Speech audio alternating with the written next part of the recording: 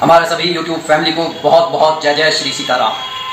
जैसे कि अभी 2 दिन पहले तक ये कयास लगाए जा रहे थे कि भारत और पाकिस्तान के बीच युद्ध की संभावनाएं बढ़ती जा रही हैं, और कारण साफ था और एक था कि पहलगाम में हिंदू भाइयों को उनका धर्म पूछकर उनकी हत्या की गई। लेकिन आज जब भारत सरकार ने सिंदूर ऑपरेशन को लॉन्च करके पाकिस्तान के आतंकवादी ठिकानों को अपना निशाना बनाया, तब यह साफ हो गया कि अब भारत सरकार आतंकवादी घटनाओं को सहन नहीं करेगी। ऐसे में अमेरिका के राष्ट्रपति डोनाल्ड ट्रंप बड़ी बेशर्मी के साथ कहते हैं हमारे भारतवर्ष के लिए कि शेम ऑन यू। ये वही बेशर्म प्रेसिडेंट है जिसने हमारे भारतीयों को बंधक बनाकर भारत में वापस लौटाया और उन्हें नेचुरल कॉल्स पर भी रोका गया, और वो डोनाल्ड ट्रंप आज इंसानियत की बात कर रहा है। ये वही डोनाल्ड ट्रंप है जिसने यूक्रेन की विदेश नीति में हस्तक्षेप करके उसको पूरी तरीके से अपाहिज बना डाला है।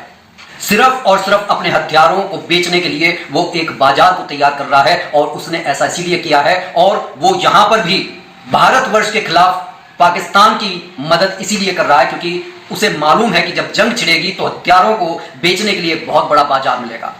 दूसरी तरफ भारत के अंदर रहने वाले ही बांग्लादेशी और अन्य मुस्लिम समुदाय के लोग ये कह रहे हैं कि वो मस्जिदों के सामने मंदिरों को आग लगा देंगे, मंदिरों के अंदर भजन और कीर्तन है उनको वो स्वीकार नहीं करेंगे।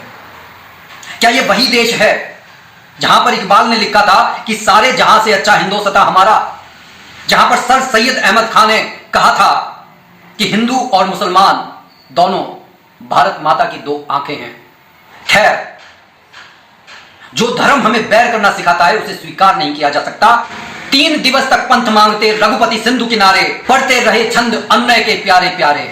उत्तर में जब एक नाद भी उठा नहीं सागर से, उठी धधक पौरुष तब श्री राम के सर से। कहने का सीधा सा अर्थ यह है कि चाहे द्वापर हो चाहे त्रेता युग हो, दुष्ट को जब भी प्रेम से समझाया जाता है तो उसको बात समझ में नहीं आती, उसे सिर्फ और सिर्फ शक्ति की भाषा समझ में आती है। इसलिए समय रहते ही हमें मन से, मस्तिष्क से और तन से स्वयं को इतना शक्तिशाली बना लेना है कि जब युद्ध हमारे दरवाजे पर खड़ा होकर खटखटाए तब हम उसको उसका जवाब दे सकें, क्योंकि शक्ति का संचय आप शांति के अवसर पर ही कर सकते हैं।